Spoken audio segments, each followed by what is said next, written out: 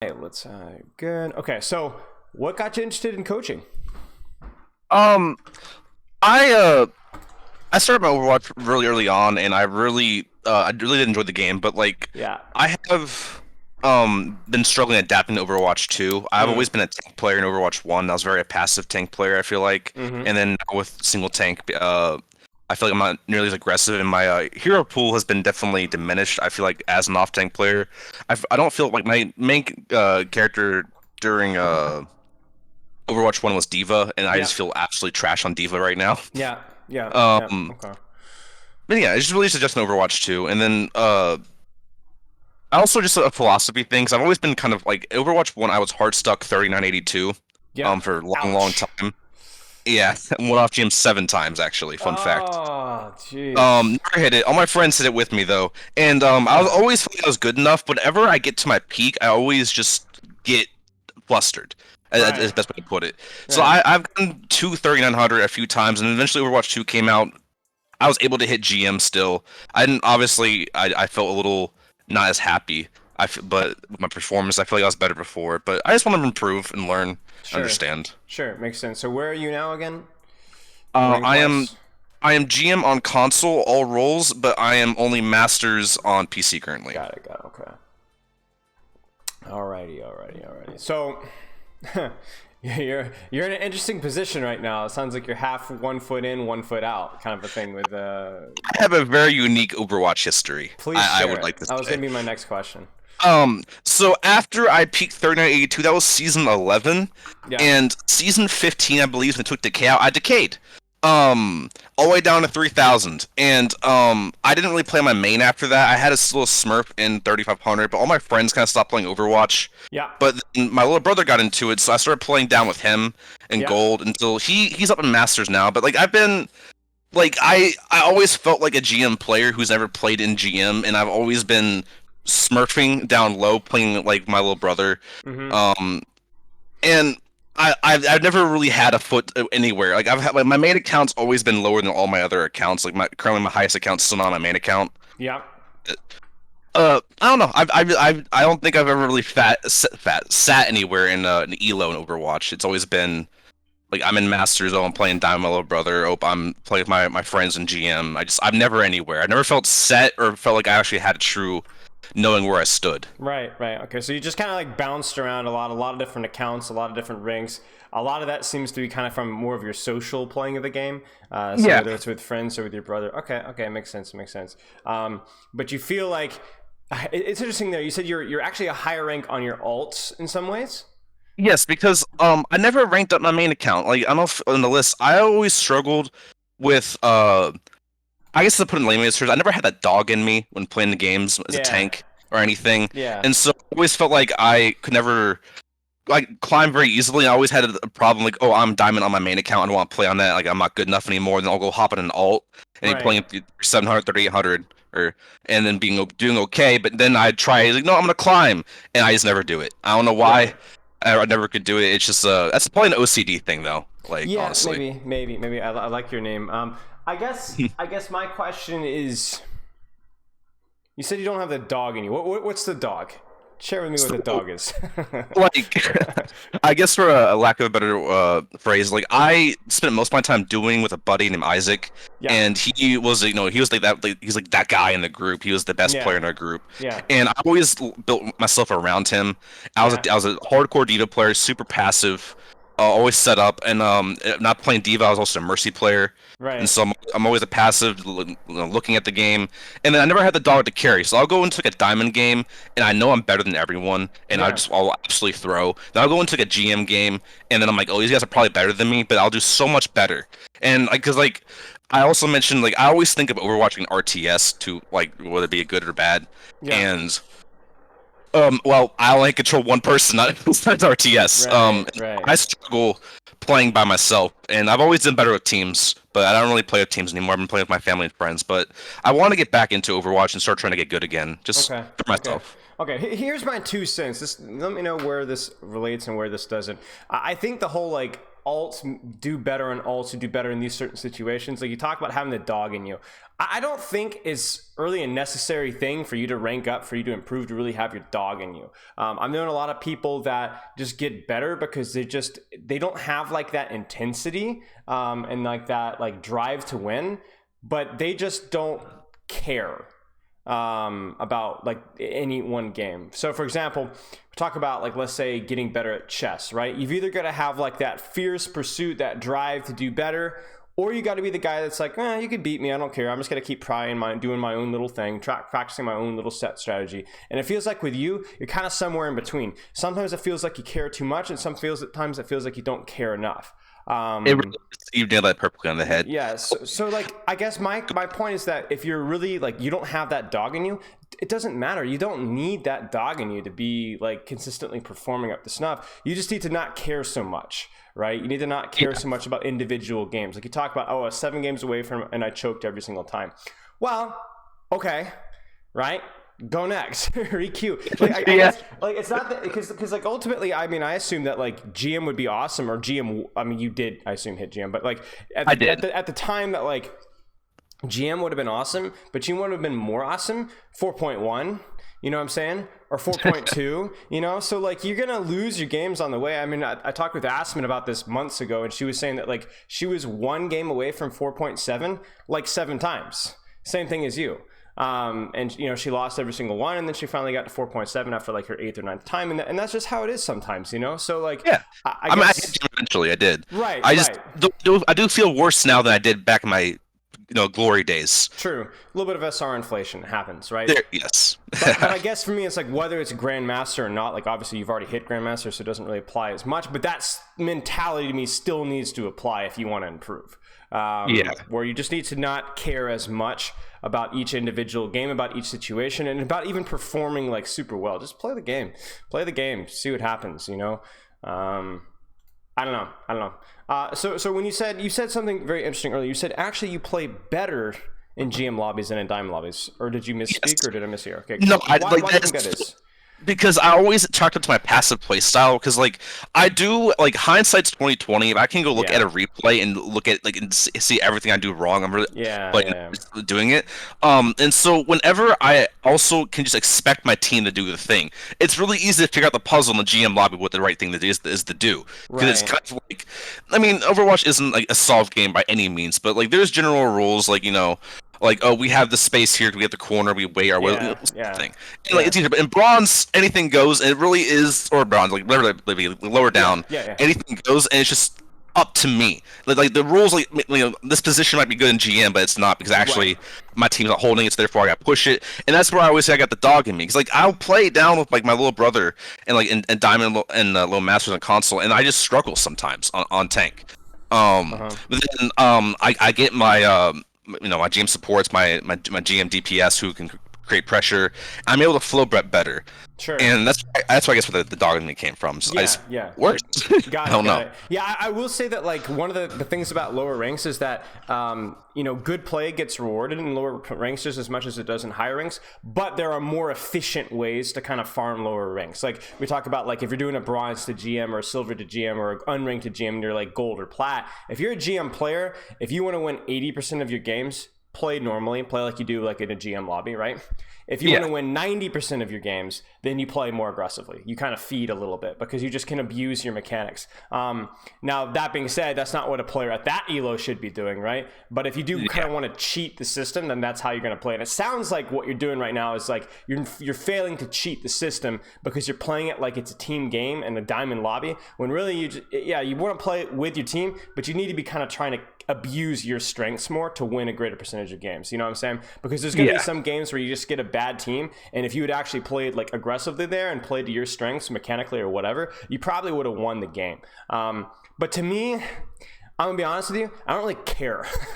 like you're in a diamond lobby, who cares how we need to be improving your diamond lobby performances? If anything, that's just not even good practice anyway, right? So like we need to get you as a better player as a whole. And so I guess that's what my next question is I'll look at your form here as well, but like what are the goals here? What do we want to get out in terms of, it doesn't even have to be SR, but like what about your play needs to improve?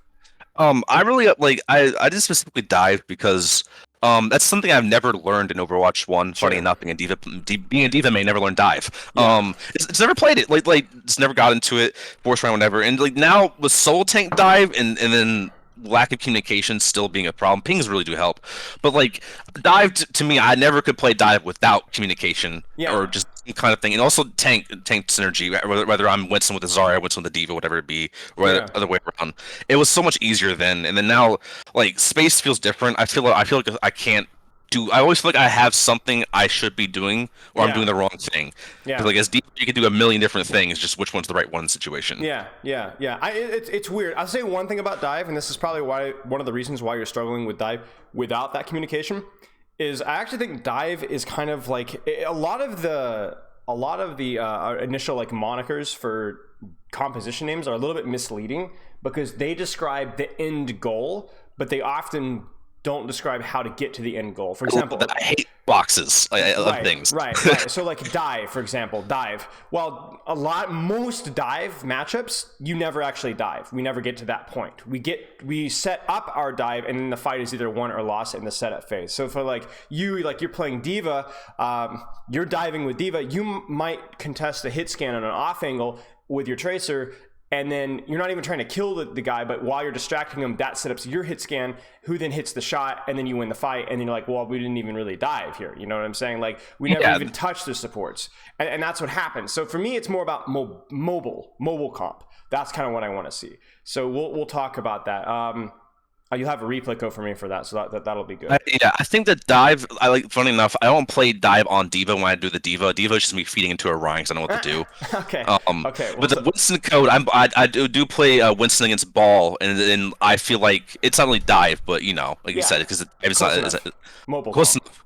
Yeah, exactly. Okay. And I struggled in that one pretty hard so as well. Understanding like the dive heroes matchup, the mobile heroes matchup better, and then in your forum it says get comfortable not caring. I mean, we not accidentally, but I guess we did end up talking about that a little bit. Yes. but elaborate a little bit on that one, just a little bit more, just to make sure I fully understand, because we only really touched on it. Yeah, because like I said, I don't really usually care about individual games. There's random games I'll care about. Like that Diva game, for whatever reason, I cared about that game a lot, and I fed even harder. But this Winston Sigma game, I didn't care as much. I don't think I fed nearly as hard. I think I actually played really well, but we just didn't have a good communication. I couldn't stop their Hanzo. Mm-hmm. And like with multiple accounts, like I like to make accounts with my friends or family who I'm playing with, and so I'll play on them. And like I'll get those accounts to the elo where I'm at, like my peak, and then I'll start carrying again, and then I'll start performing so much worse. Yeah. And so like though I don't know how much I really want to touch on that, because like I really do think that's an OCD thing, and I don't know how much we really can dive into it, but who knows? Like maybe we'll crack on and we bounce ideas later on. Yeah. I mean, here's my thing with like I don't know or understand OCD well enough. You're the expert in that one, right? So I guess for me though, my question is that a problem that we can work through, or is that a problem that we have to avoid? I don't know. Maybe we don't even know the answer. Do some EARP, some exposure and response therapy. Just kind of, I guess what I've been doing is just doing it. Like, oh man, I don't feel comfortable. We'll just do it anyways, and then eventually feel comfortable. Yeah, that's kind of what I've been doing. Okay. And, like I'm losing games. I'm doing a lot of loose streaks. I'm just trying to not care. Like, cause I even play on my main account on this one. This one is my main account on PC as it's Master Elo. Yeah. And so really, that's really about it. Like, I don't know. I guess to me, it seems like that would be my diagnosis, or not diagnosis, but that'd be my prescription for anybody else, right? Is just like you said, exposure response, like over and over and over, get over yourself, right? Lock yourself out of your alt accounts even for a couple of weeks, force yourself to play in your main until you get over it. Because I remember I had bad competitive anxiety years ago when I first started playing Overwatch. I think I played probably 300 or 400 hours of quick play, and I had about 3 hours in ranked. I was terrified. Like the music was scary, the rank was scary. I was like hard calming and everything, and I was like, I wouldn't play a game unless I felt like mechanically warm. And then the first coach I ever got told me to get your head out of your butt, start playing ranked until you're not scared of it anymore. And that's what happened for me, right? Eventually I just stopped getting scared of it. So for you, I don't know how the OCD ties in with this here, but what you're doing right now, at least what you're telling me, that has to be at least something worth trying. It has to be something worth trying. Yeah, like I'm kind of just trying again because I spent a lot of time during my Overwatch career between like once I didn't hit GM kind of decayed. I kind of had just the existing phase in Overwatch where I didn't really care about getting better. Yeah. And then Overwatch 2, like after I hit GM, it kind of pissed me off because like I felt worse than I was Yeah. before, You probably and I were. want to be better now. Like I want to feel like I deserve it. Yeah, yeah. Well, then focus on improvement. Focus on improvement and really like force yourself to kind of be put in those situations because right now it kind of feels like you're enabling yourself to avoid it with all the alt accounts and with playing with your brother and playing with your friend and stuff like that. Especially now that what is your brother Masters now? He's up to Masters now. Right, so you can queue with him now, right? Okay. Maybe that's a separate discussion, but like you at the very least can theoretically queue with this person. So like I don't know, expose yourself to it over and over and over again. Like you can't. It's a journey. Yeah, it's a journey, and I think we need to start sooner rather than later. Because again, it's like to me, it's also about like if you really want to improve your ability. All of ththese Diamond Masters games, especially for you at this point, aren't going to be super right. It's going to reinforce bad habits, and it's also just not going to challenge you near as much as well. You're going to get really good at carrying low rank games, but that's not going to increase your rank. So I guess just like you always need to be you want to find games where you are the worst player in the lobby. That's the best opportunity to improve, right? Yeah. Okay. Sleep is crazy. 10 to 12. Is that OCD related or just a whole different discussion? I probably have sleep apnea, and I can't breathe through my nose properly, so I don't get enough REM sleep at all. So I sleep a long time, and then I don't even get enough sleep. Deep sleep, I should say. Got it. That just I worked with somebody with sleep apnea actually a couple months ago. It sounds like it sucks. Good luck in figuring that one out. I've been having some sleep issues recently, and it's just like the worst thing. It's just the absolute worst. Mine has not been apnea; it's been more like restless legs kind of a thing. But like it is garbage. It is horrible. So I'm sorry to hear that. You have OCD, if it makes sense. Certain things will uncertainly, will kind of stump you mentally. Is there anything besides like the dive thing that you want to kind of elaborate on, or you want to discuss? I guess that was more pertained to like the IDIs do worse in low ranks. I don't know why. We do know why we kind of discussed about it, but like, there's just whatever reason that stumps me. Sure. Did. Sure. Well, now you at least know it's like it's more along the lines that you think that you should be probably winning more of your games in lower ranks than you are, and it's probably just like I said, just because you don't know exactly the cute, sexy way to like win lower rank games more often than you normally should. You're still better than the enemy tank, but you're going to get bad lobbies, right? So you're going to only win 65% of your games. But like I said, we don't really care. We shouldn't really care about that. I don't care about stats. Hero pool ranked. You said Grandmaster on console and all roles. Obviously, if you're really trying to like improve your tank play, then the answer I'm going to have for you is the end goal is GM consistently on tank on PC.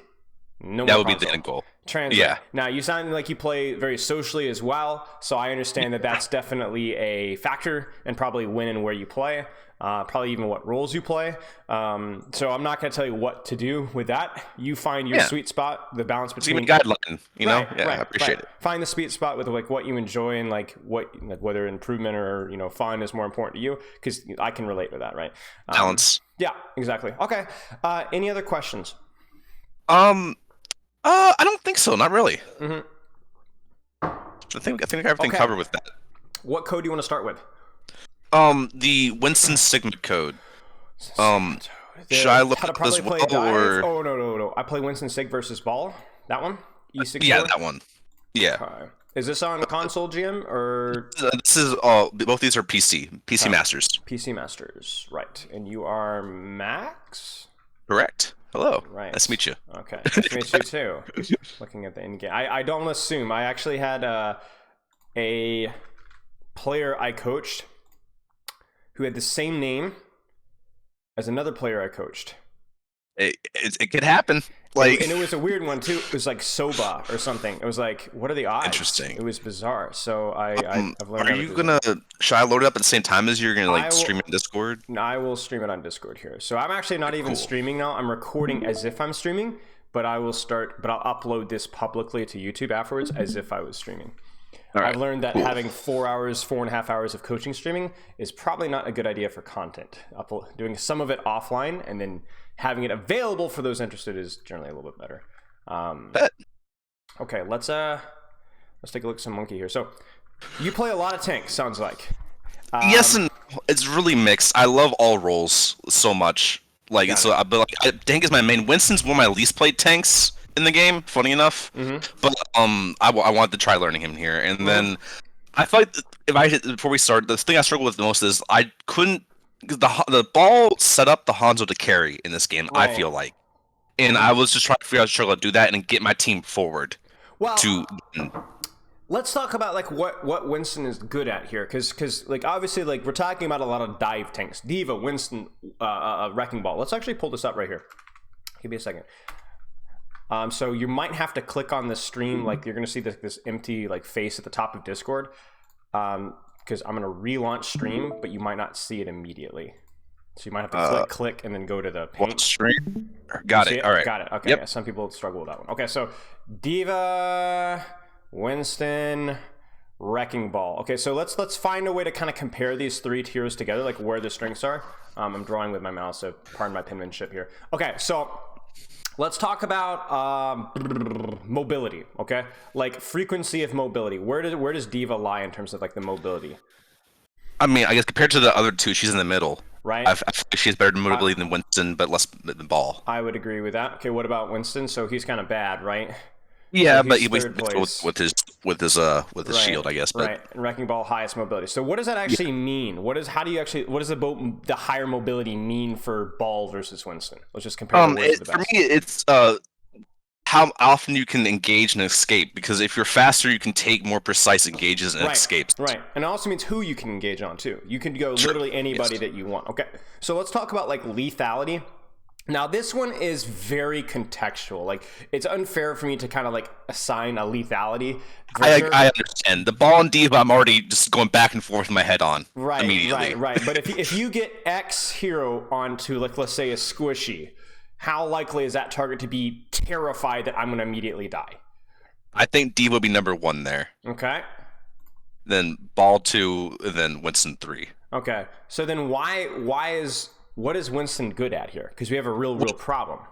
It's space in my head. I think he's better at controlling and denying space. Okay. What does that mean specifically? So space is such a large subject in my head. Because as Diva, I can't really initiate my team to go in. I can't like defense matrix walk like an Ana in. It's not really applicable. But as Winston, I can cut off a whole entire lane with bubble like instantly, just like that. And I can separate enemy tanks as well. Like if the Sigma's there, I jump on him, put a bubble on him. Their sight lines are engaged. Winston is just the best at space control. Ball can boot people and stuff, which I guess is a different version of space control. But it's like disruption in my head. I don't think he's as good as controlling an area as Winston is. Sure. It definitely feels like when Winston jumps to a location, that location is secure. When I am in, and I would even say in terms of space, I would also say like in terms of like when he's in, how long does he stay in compared to a Diva or Ball, right? So we could add in like another little thing here, like length of engagement, like we'll just say LE here. And I think it feels like Winston is, when he's in for a long time, usually. Whereas a Diva or a Ball, like a Ball is very short, probably the least, and the Diva with Matrix is probably somewhere in between. But it feels like, I guess without talking about ultimates and matchups, just general feel of the hero. Like you said, when Winston's in, he's in. And there's a nice, big, fat, juicy window of time where you're going to have a big distraction and a big area of the map controlled. Whereas Ball feels like he's more able to go in more frequently, but each individual engage means less than it does for a Winston, right? And the same thing kind of goes for Diva as well. So I guess like keeping all this in mind, this is kind of a clunky drawing, but you get the idea. Let me go back to our normal stream here. Perfect. So I'm like looking at the matchup here, and I'm like, that ball's gonna go in, and you said he was enabling Hanzo. Well, my first reaction is, then why are we not controlling Hanzo? Then because I have to then 1v4 the Hanzos, my team's getting bullied by the backline by the Ball. This is a game with zero communication. You see how I can flip the script with that. I could say, I'm coaching the Ball. So why can the Ball win and I not win? Right. Answer because like I wish I could say, well, one, I guess gotta be better. It's usually always my answer should be better. But like my excuse, I guess I have to have one, is his character is better suited for engaging and taking out picks versus me solo. Ball's a much better solo character, but like Sure. it's an excuse. I don't like excuses. Sure, Not sure, here for sure. that. I would agree with that as well. I mean, to me, it's like, yes, the ball will be able to go in and out better, but I think when you're in, you'll have a more meaningful impact while you're in, and you might even be able to stay there longer. Not to mention, I think Primal Rage is probably the better ultimate as well. So anytime that you're able to close the distance without taking a lot of damage, Winston's going to feel good. Anytime you can't close the distance without taking a lot of damage, Wrecking Ball is going to feel good. That's where the mobility, the speed, the lack of head hitbox, that feels better. So for me, I want to see Hanzo controlled. I want to see Kiriko controlled, maybe Genji controlled, maybe some pressure on Mercy. I don't really know. But there should be no follow-up or minimal follow-up on those ball engages. And that's on you. That needs to be what our goal is. And then also you need to be taking as little damage as possible when you are zoning off those engages. It's the exact same thing, but mirror images of each other for ball on Winston. Yeah, I think this game, I definitely played a lot way too passive. I feel like I need to lead more and actually be the more controller. Because I think tried following our Sombra a lot. Because like I was like, okay, if I can't tell our Sombra what to do, I'll just try to follow up on her. Sure. I mean, I don't actually think that's a bad thing, as long as what the Sombra's going on is also a target that works for you. Yeah, like here, here, if you're sitting in your backline and hacking ball, and you go for ball, you're going to be doing like 40 DPS, you know, with the armor. Yeah. It's meaningless, right?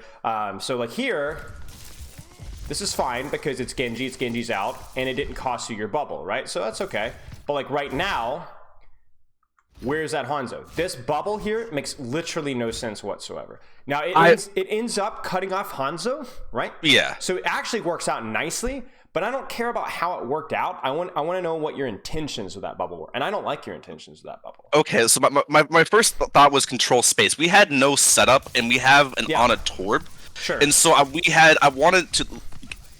was hoping, like I didn't check my teammates here. It's pure just guess. Sure. I was hoping they were getting closer. I saw my turret, and I was hoping they controlled the space. I did hear the Hanzo to my left. Sure. And I just wanted to control that space. So why is this actually a poor bubble? So let's talk about that. Let's talk about that. So space is contextual on two things, right? Where your team is and where the enemy team is. So right here, you said that I was aware of where my Torbjorn was. I wanted to control point. That's good. We can check that one off. Our team is probably contesting this area right now. Now, my problem is your vision here. Now, if you heard Hanzo to your left and you wanted to do this, that's okay. We love to see it. However, my question is here, what about a Wrecking Ball out of ball form shooting a Moira says, oh, this space is being contested by somebody lethal. I need to bubble this.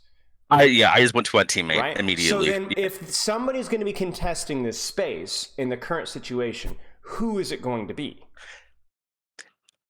Sorry, can you repeat that one more time? If somebody's going to be contesting this space right now and making it difficult or scary for your team right now, at this very second, you know it's not ball.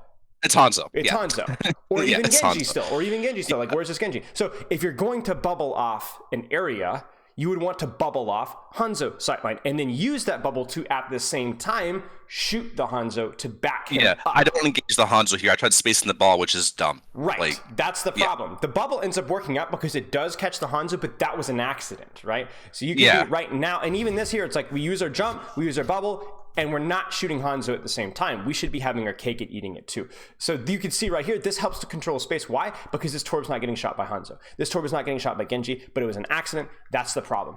And then we should have been jumping here as Hanzo. I mean, even here, like we're right-clicking Genji when I feel like we should have been using that bubble to zap Hanzo. We need to keep that guy from being, like, we're not killing him, but we can prevent him from getting damage boosted. Pressure. Just pressure him out. Right. Force that Mercy to heal beam, which means that our bubble lasts a second longer, which means we get a second more damage, which means that we take less damage, our bubble lasts longer, so we are able to control space a little bit longer, and so on, right? So like we need to get value here, because now we didn't get a lot out of our bubble. Now that Hanzo is able to ignore you essentially for 2 or 3 seconds, maintain damage boost, and then focus your Sombra. Now, could you have won this fight with better target focus? I don't know, but I certainly can't have my Hanzo playing here.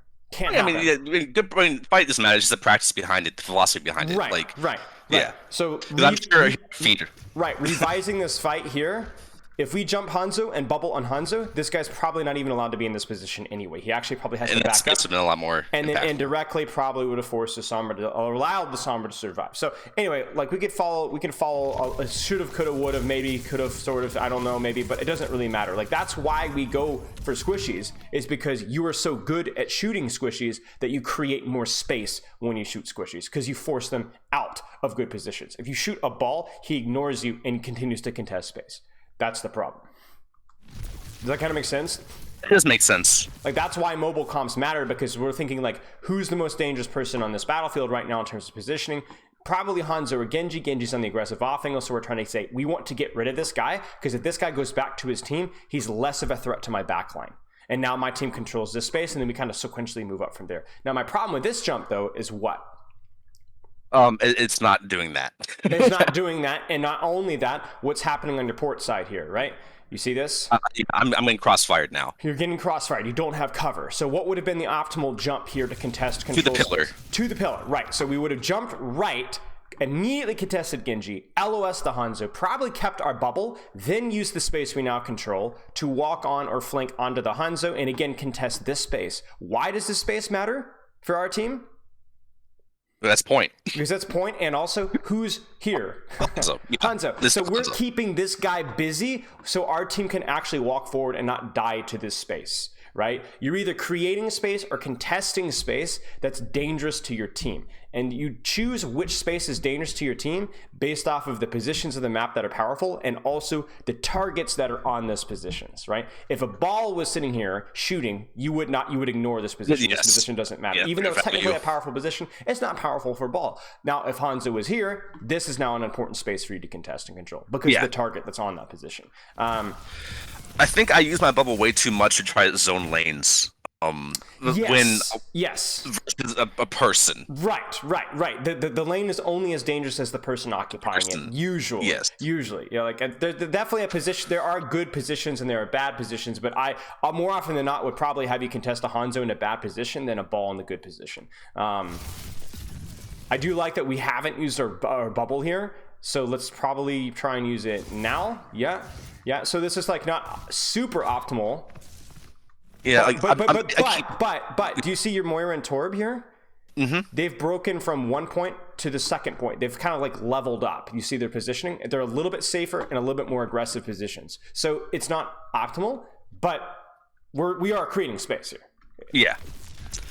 And I kept checking back from our Ana. I didn't push forward or commit further because I was always worried about our Ana, and I feel like I got too worried about that. It's mechanical diff right there. Yeah, a little bit of mechanical diff. I mean, yeah, you have to worry a little bit about your Ana, but I think like if you're your goal should be to be so disciplined with your cover usage and your jumps that you don't worry about not getting healed for a couple seconds. You should always have like, I'm really good with my position. You got a Moira here.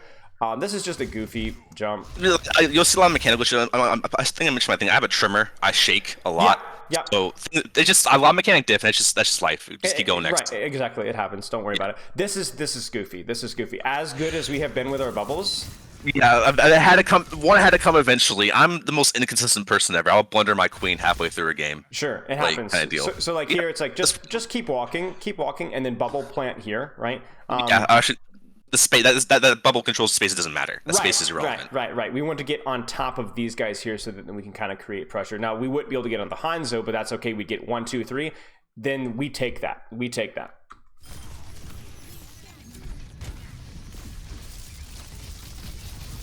And we just need to keep walking forward. I probably wouldn't worry about the Widow, or the Widow, what am I saying? The Mercy. Just when she's in Valk, unless she's a... Yeah, and this is whatever, like this is maybe winnable. Yeah.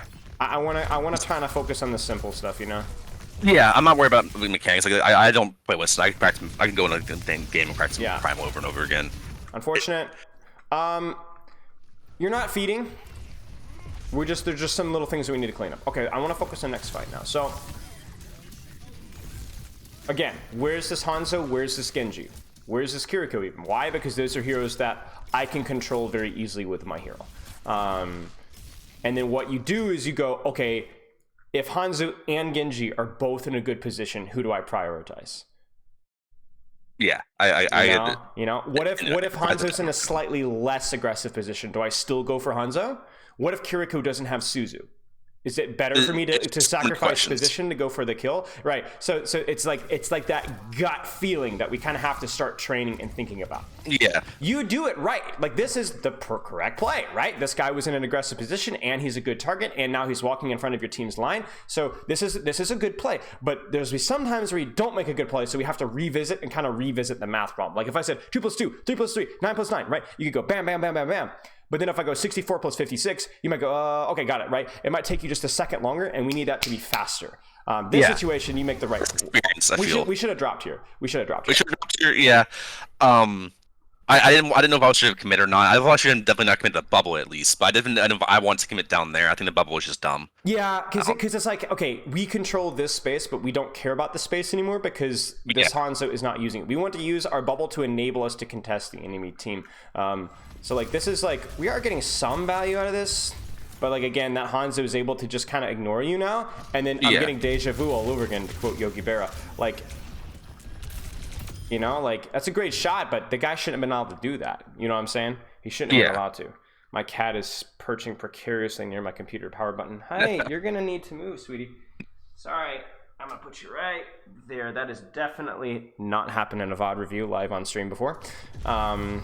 Shutting down, yeah. I remember back in the day when I was doing a roast review, I slammed my desk so hard I unplugged my Wi-Fi. Just the internet just shut down.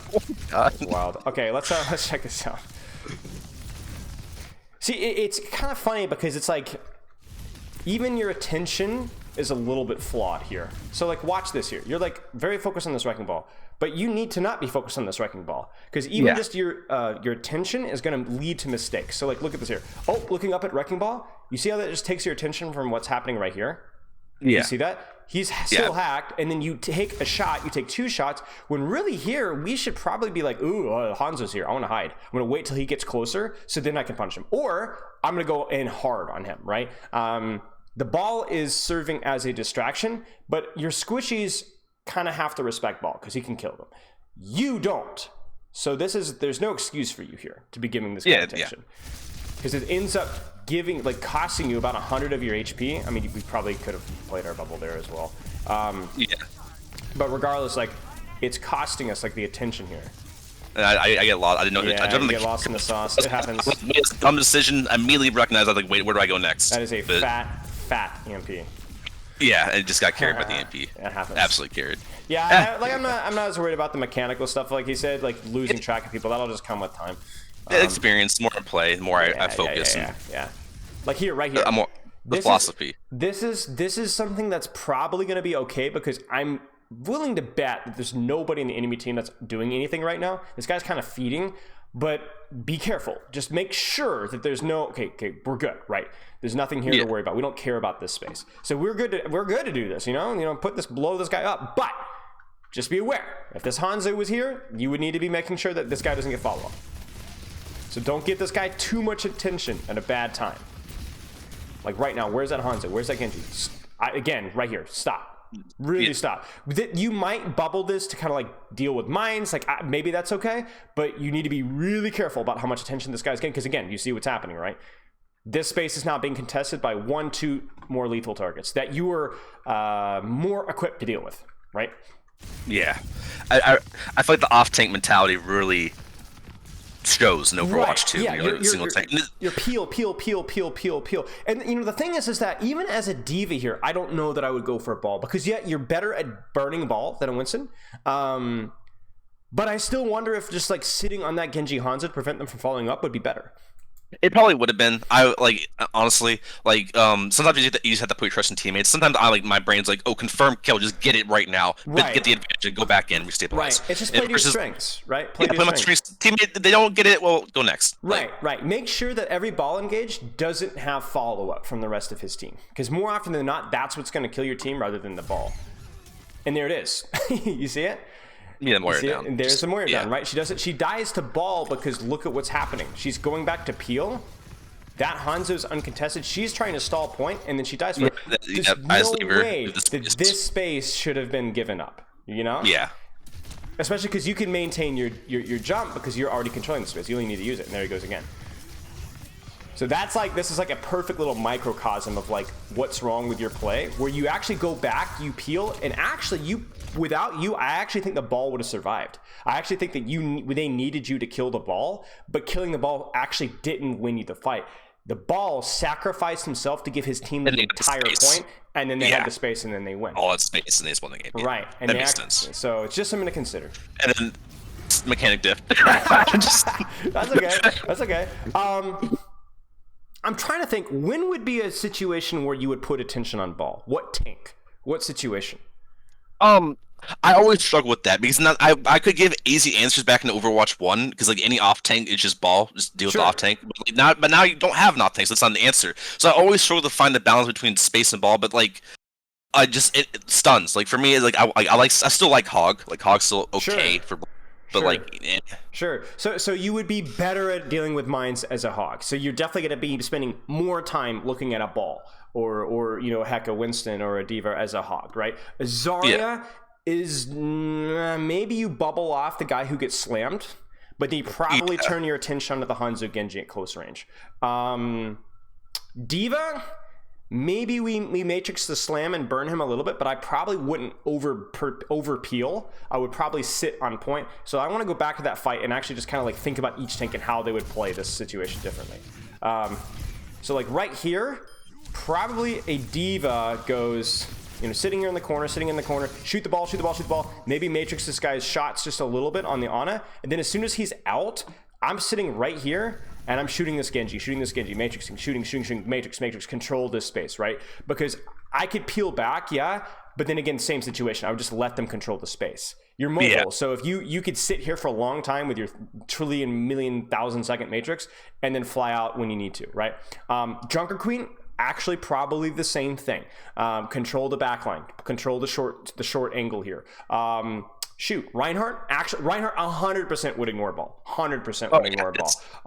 Especially if there's any sort of spam following in. Reinhardt would sit right here with his big fat shield and laugh. You're not getting any follow-up, and just try and walk me and bully me, right? That's what Reinhardt's amazing at. Orisa probably would have shot the ball, probably would have harpooned, shot him a little bit, and then javelin spin here, controlled this space, and so on. I mean, you're noticing a pattern here. There aren't many tanks that would have taken the 1v1, right? Most tanks would have probably tried to at least control the space to prevent backline follow-up. And I think that's because we have... Well, you tell me, why is that more the case in Overwatch 2 than it ever was in Overwatch 1? With tanks, one less tank space is completely changed. You could control 2 lanes very easily with 2 tanks. Now, 2-lane control is almost impossible because you only have 1 tank. Right. So flanking and off angles are just inherently more valuable. Less shields more valuable, and so on. And tanks are so beefy now, right? You can win so many 1v1s versus squishies. It's actually really important that you control their squishies. Like a lot of times these tank matchups, the tanks just straight up ignore each other. Like it's much higher return on investment to control the enemy DPS and to control the enemy supports. Yeah, I definitely struggle with that. Like before Overwatch 2 came out, like a month before I started playing again, I got really into Zarya. And then that's how I did. Cause like in this situation, if I was 80 charge Zarya, I run all 4 of them over. Like I feel confident. Oh yeah. But but adjusting to the tank matchup has been difficult. And I didn't ignore them. Yeah. I mean, that's just all it is. You play to your strengths, right? Most tanks in Overwatch 2 are really good at beating and controlling squishies. So unless you have a phenomenal tank matchup, or it's just the tank to see. Like for example, the reason why it's really, really crazy with Wrecking Ball is able to just kind of skip and just go in away from you. But like, let's say that this is a Winston mirror and there's a Winston right in front of you. Yeah, shoot the Winston, right? But if there's something else to shoot something else first. I guess if there's like, whenever there's a big gap, like you saw it earlier, remember the Wrecking Ball slammed your Torb here and we focused the Wrecking Ball? Why? Because where were the squishies, right? The thing was there. Completely MIA. But if the squishies match the tank's aggression or even supersede the tank's aggression, they go way ahead, then you need to get those guys. I mean, almost as any tank, that's going to be the priority. Because those are the guys that are the kill threat. Like if you think about it, like tanks have a lot more HP, but they also do a little bit less damage. So a ball slam is actually not as scary as it used to be in Overwatch 1. That's the irony there. Tanks are better and beefier, but they actually are it's harder to focus them down and get kills. I don't know, just a little bit of a long conversation, but I hope that kind of like helps. I like it. Like honestly, because like It really is a struggle because like I did have a tendency to just try to match my tank a lot in Overwatch 2 beginning of it. Like I'd play Zarya and just like, oh, if I kill their tank, I just win because like they don't have a tank. Sure. Um, Here's a question for you. What if you were on D.Va and they're Winston and they're playing Winston? I do like to fight Winstons, but it really is just give and take because D.Va can burst Winston so fast, but you don't have the lane control, so you got to make sure you're not because D.Va's shut down any range hit scan or whatever. Sure. I think if the Winston is playing aggressive, then D.Va needs to be matching Winston 24/7. I think because you destroy him in the 1v1, even just forcing bubble is massive. But even then, if your Winston like bypasses you and jumps over you, that's again a situation where like, do I peel that actually, or do I just make sure that he doesn't get follow up? Like kind of like the wrecking ball here. That's where the nuance happens. When he presents himself staging, trying to take space without jumping onto your backline, whatever. But then all of a sudden, like once he's removed himself from your position, I don't actually know if I want you to follow that, even as a D.Va. Yeah. Okay. Let's take a look here. This I swapped the Sig and I tried dealing with the Hanzo. Great, I feel like that was my thought process. I want to cut them off and just let my teammate do with the ball. I got lucky here as well, but it didn't work out because one, just mechanic diff. I'm just bad. Sig is a character. I like Sig. I absolutely hate his primary fire. It's just the weirdest primary fire in the game. It is an acquired skill. So I mean, this is it 100%. I think this is another situation where like a worse Sigma would be turning around shooting ball, trying to rock ball. Like I think the irony here is that like, oh, let's rock ball. I mean, yeah, kind of, sort of, maybe not. You know what I'm saying? Maybe it's actually better to try and save, even if it's kind of a 50-50, try and save rock and backline, because if you hit the rock and backline, you get the kill. Whereas if you rock ball, I don't know. But yeah, exactly. You could play a Sig to control the backline. Absolutely. You play, and it's just a 1v1 game, right? It's a 1v1 game. Think about who are your favorable 1v1s here. Case in point, right? That doesn't get the kill, but it causes a lot of panic, forces a Mercy Beam, and ball has just really been a non-factor this fight. Yeah, they had 2 backline picks, so now we have to. I didn't know that this happens. Yeah, I think mechanically it could have been cleaner there, but your theory, your theory holds. Will always be adjustment. I suck at Sig, but I do. You gotta play them to get better. Sure. And I will say that like you're describing a pretty expansive hero pool. So again, we talked about the balance between fun and improvement. You're gonna have a mechanical handicap if you do play a lot of things. Emong, right? True. Emong. Think about Emong, right? Emong is a great tank player, but he is not really phenomenal, and he's not even a phenomenal D.Va. He's a good D.Va, but he's not a phenomenal D.Va, and that's his most played hero. But it's why? Because he plays a little bit of everything, right? So you're just not going to be S tier at anything. Now you can be top grandmaster. You're never going to be mechanically as good as these ball OTPs, these Winston OTPs, these Sigma OTPs, or even the 2 and 3 jerks, right? So just kind of keep in mind that like mechanics will always be a gap, but that does give you the freedom to pick theoretically the best tank for the situation. I will say this as well. For your logic behind picking Sigma, this shield doesn't make any sense whatsoever. Like in the game, like I don't know what I think. I'm always worried about the Hanzo and then maybe trying to cut heals off, but like angle, I don't know. I don't have it. Shield should be here, right? Like, just like it's one of those things. And the shift is good.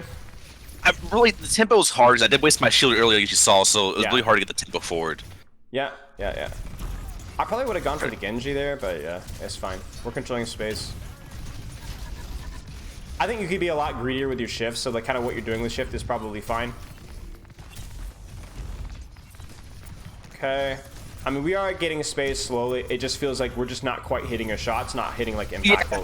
Yeah, it was just a mechanic. Like I felt like Sig was a good answer. I'm not very good at that, and maybe I also could just play another hero and force my way through, even if it's not the best matchup. Yeah, I mean it's a good map for Sigma. It's just gonna be a question of mechanics. I think you're trying in theory to do the right thing more often than not. It's just not working out so well. Ball wave extends, so we can turn and punish. You need to be careful about the pre-rock, right? Like those need to hit, you know. Nicely done. I worry too much with the Val close. Nice shots. Those were some nice shots. We get the cap. Nice rock. This guy's feeding. Surely. Nice rock again. Nice. We can walk in this guy.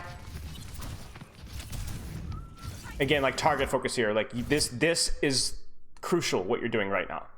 This is exactly what we should have been doing better on Winston, right? Where if you were Winston in this exact same scenario, this would be the play. Jump, control these guys, kill these guys, make sure there's no follow-up here. This guy is just not going to kill anybody by himself, right? Especially not with your backline. So this is the play. And look at what you're doing. You're controlling space. The ball peels back, ball loses a lot of HP, all you lose is some shield HP. And as long as your team is playing in this sideline, this should be good to go. I don't know, honestly, how to... So I will say this. It's a little late for this because it feels like the fight has never like actually wrapped up. But if you could pick an optimal position for you to control the space, where would it be? I still think it'd be right at the Genji over there, that high ground. Yeah, 100%. Just better cover here. Better cover here. That's all it is. It just sucks that, honestly, we've never really had the chance to go there. So I don't even think it's a mistake. It's just how it's been, you know? I don't know how you guys win this one. Do you guys win this one? Oh, you don't. I thought this was the end. I want to get some good games for recording, honestly. Like, it's been rough. Sure. Let's give me another code. We got about 10 more minutes. This one is the D.Va Zarya code. The Zarya, like, Which I played, one is this one? but at the same time I'm angry. W3A? Sorry. Yeah, yes. Got it. Okay, sorry. Go ahead. I'm sorry. Zarya, I played poorly, but at the same time I'm angry because, like, against a Reinhardt, I really, and especially on a brawly map, it is tough. It's just all about the off angles in my head. Because if you can off angle the Rein, someone else can shoot him. So you just face forward a Zarya, or face tank a Reinhardt Zarya in my head, you just die. Like, you just don't win. So before we move on, really quick, sorry to interrupt. Winston, what are some skills that we need to improve, just before we forget? I really need to understand what the idea of what the space is, my priority target. Understand that, like, space is important, but the target on the space is just as important. So the target priority, and don't focus so much on the tank because it really is all about the squishies. Kind of just like play Winston like how I played Sigma. Try to focus the back line. Yes. And yeah. In the space. Sigma. Same as Winston. Keep doing what you're doing. I think you did a better job with Sigma, and then I guess with both, just mechanics. You know, just need to keep. Like, I'm still adjusting the PC, and also I want to talk about this. Like I said, this first round we win. I don't do well. I do swap to D.Va. I probably could have stayed Zarya maybe, but I don't like the other 2 points for Zarya because of how, like, straight and narrow they are in the high ground. Right. But really, this bit, I don't play well. I'm flustered. This is the game I'll talk about where I cared a little more about this game. For whatever reason, I cared more, and I was just more flustered, not all over the place, not making decisions. It's like, I really think that a lot of times I should just made a decision and committed versus just sit in the abyss of all these options. Right, make a decision, right? Make it good practice, right? Even if you are, like, I wouldn't be super stressed if I was flustered. What I would do is like, oh, I'm flustered this game. Okay, well, I'm going to troll this game, so let's at least get something out of it, right? I'm going to focus on X. You know, I'm going to lose this game. Like, it just, you could, honestly, you could even resign yourself to the fact that you're going to lose this game because you're going to play bad, but at least get something out of it by focusing on something else. And sometimes you'll catch yourself doing well. You know, maybe catch yourself doing something right at that point in time. Now, let's talk about the matchup here. This is going to be another situation where, like, Reinhardt is like, yes, right? And you are like, oh no, but you can control space better than he can. In what regard? Where? I mean, it's always just a little bit of range, and then also a little high ground, I guess. But like, it really is just like always staying on his hammer range, but staying in my beam range. Sure. And then try to lead him to off angles. I don't really know what the answer you're looking for, but that'd be my answer. Yeah, that's it right there. That's it. I mean, I want you to think about it, right? So for me, it's like if I see my Sojourn going in aggressively, I can support her with bubble without actually being there. Reinhardt has to be there to control space. You don't, and even your range means that you can control space that you're not physically on. You don't have much range, but you got something. So the worst thing you could do here is kind of be like a Winston versus a D.Va and just kind of run it down, and he's gonna beat you at that, right? For you, it's like keep your range, bait some space, play for angles, play for bubbles, build charge, and then if that Reinhardt gets low, maybe we could take the brawl. Maybe we're high charge, but we need to be really careful here because like even this here, it's like I appreciate that we're trying to get early and often pressure, but you're pushing into space that your team doesn't control, and you're still within hammer range, right? We need to, I wouldn't say play this one slower, but play this one more around your team's position and play more patiently. Play around your range. Because there's one bubble, and really we didn't control any space with it. I used two there by accident. You used two by accident, right? So we just used two bubbles because it almost felt like, okay, one was a fat finger, but the other one was just because we overpushed a little bit. Now, what you just did right there is what Zarya can do that Reinhardt can't. Watch this. Watch you control space here. Do you see this right here? Bam. Right click. Yep. Right. Reinhardt can't do that. At least not as consistently. Right. So you could control again off angles in space, and that's the off angle. That's the off tank mindset, where a lot of the off tanks, whether it's Zarya or Diva or Sigma, are controllers of space that they're not directly on, because either they have the mobility like Diva to quickly reposition whenever and wherever they want, or they have a little bit of range to be like, I'm not there, but I can still make you not want to be there. You kind of see what I'm saying? I do. So you're not necessarily directly beefing it up, but you're still controlling space. Like right here. Yes, that angle is yours. But we don't have to like walk on it necessarily to control it. You know, you could just occupy his attention and prevent him from using this angle right here. I don't know why I run him over there. I get so distracted. I'm just looking at it now. You could if you feel like you're confident that you can get the kill, right? I mean, 1v1, yeah, I should be confident. 58 charge. But is he a little too far? Maybe not. I don't know. But we just don't have to force it. Like again here, this is if we had bubble here. Yeah, because I fat fingered a bubble. Right. And then poof. Well, and then actually, it looks like you fat finger another bubble here. Do right I do? There. Right here. Yeah. Right. Even notice that. Go back to that. That's just shaky hands. Sometimes I don't even notice. Right. So we didn't even need this bubble to control space, and then this is the off tank difference that we miss right here. Because right here, you could do what no other tank can do right now.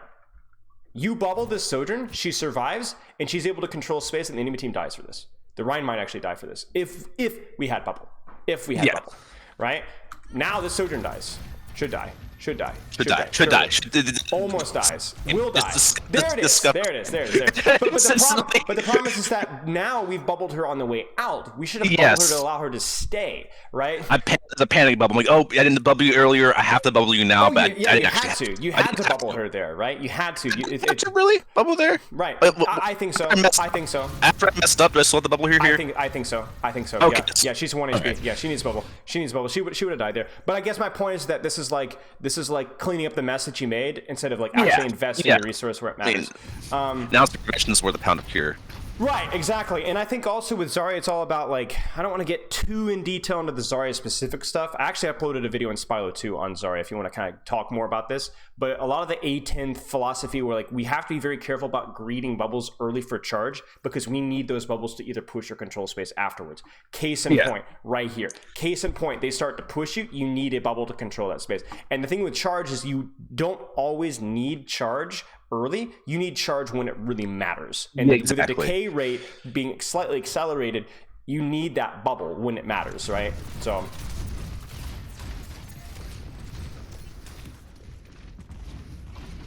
like again, case in point where like a bubble would have been really nice, right? Yeah. Because again, you bubble here, there's 0 chance your Sojourn survives and Reinhardt dies. Now Reinhardt's feeding here, but this is how he tries to control space and off angles is with new pin, where he can cancel it and control it, gets it more often, so he can control off angles by repositioning himself almost like a Winston dive. But then you can laugh at him, bubble off who he's charging at, get yourself more charge, and then kill him. It's just snowball. I love Zarya. She's a greedy character, and I love it. That's where the charge, like, or the range matters, right? Where it's not just the range with your gun, it's actually with the range with your bubbles as well. It's a lot like Brig packs, right? Brig is actually a ranged hero because of ranged packs. Like, she can control off angles like a Zenyatta's Harmony Orb because she can just be wherever she needs to be, even if she's not physically there. Yeah, so I guess it's just like keeping awareness of like what's going on around you, all while you're trying to beam down stuff. Like that right there seems fine. And then this is the real question, right? This is the Winston dilemma, right? So Ryan is pinning. Where should your attention be right now? Yeah, so my thought process here, was the tank, but it should be the squishies. Right. And it's hard. It's like this one is not super black and white either because this Ryan's almost out of armor HP. He's pinning in. But is this going to be a Wrecking Ball situation where Wrecking Ball comes in, kamikazes, and then his team wins the fight because he kamikazed? Because I'm going to turn around 3, 2, 1. Oh my days, right? There it is. Yeah. There's a BAP. We could walk through this with one bubble, and this entire play is cooked, and the Reinhardt probably dies anyway. And you're pretty good at killing Reinhardt, and you're also pretty good at killing Squishy, so it's not so clear, right? Now, if you're a Winston, I'd be like, definitely ignore this guy, right? Or if you're a Diva, definitely ignore this guy. But actually, I'm going to cut you some slack in this one, but you can kind of see how, like, even when it feels obvious, it's not obvious. Yeah. And look, right? I turn around and get scared. And you're fixing to lose this fight to this. Maybe, maybe not. We don't. Ooh, but you see how like little space that we control now. Like it is actually terrifying. Yeah, but at the same time, I also feel like I could just be better there. Cause any of those right clicks are one-hit kills if I actually hit them. But I gotta hit them. That's true. So if I'm not applying the pressure, then the pressure doesn't exist. So the space Let's doesn't talk exist. about space here. So you're fixing to get this kill. Okay, so you should have gotten the kill. But the only reason that you were even go ahead.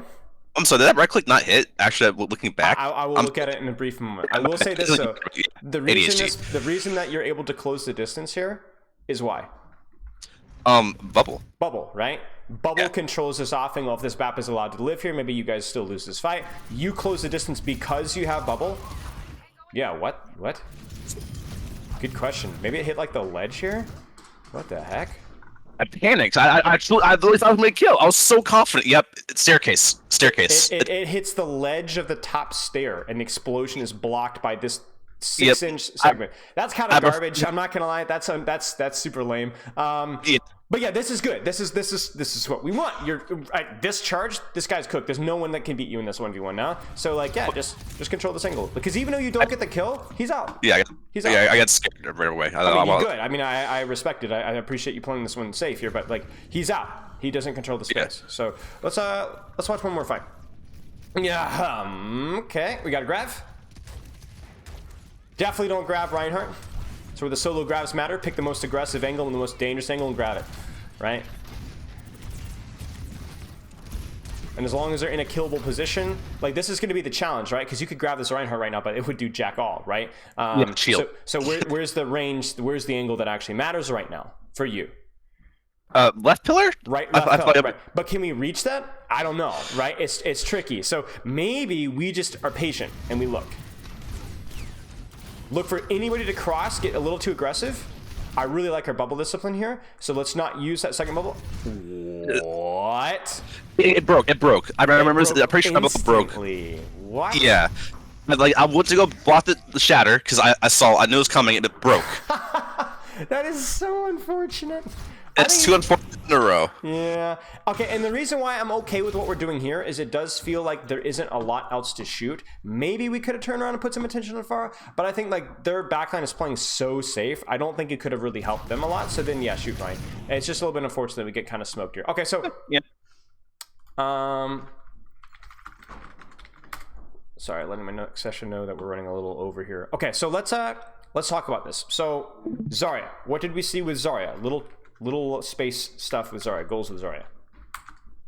I controlled the off angles and realized my potential as a character because Zarya is a character that can do nothing, like who can save someone from a distance that no one else can, and create another person to a tank practically. Yes, yes, and then keep an eye on those bubbles. So I think, I think similarly to Winston, it felt like, yes, mechanics could be better here, but I do think that we were not using our resources well. So I kind of wanted to keep a consistent theme throughout the review from tank to tank, but with Zarya was also just a little bit, take a look at the spells. Not all of those were 100% necessary. The ones at the end looked okay, but the first fight was a little bit first like 3 shaky. Yeah, a little shaky, right?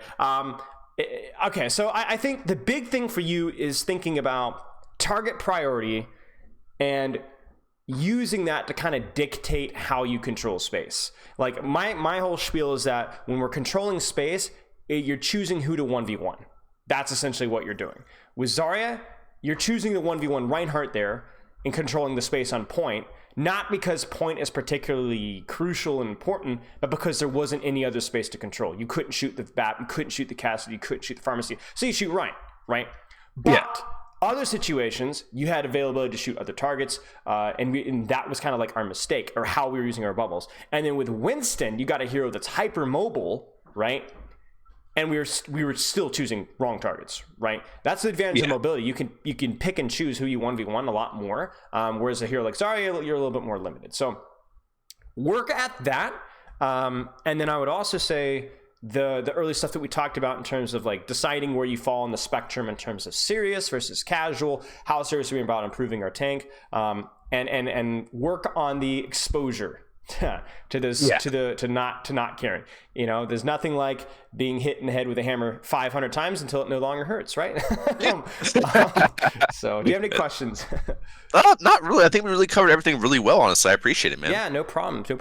If you do have any questions, just shoot me a message anytime. And also, the replay code rule is, now that you've gotten coaching, you have a free replay code rule. Send me a replay code anytime in like the next month.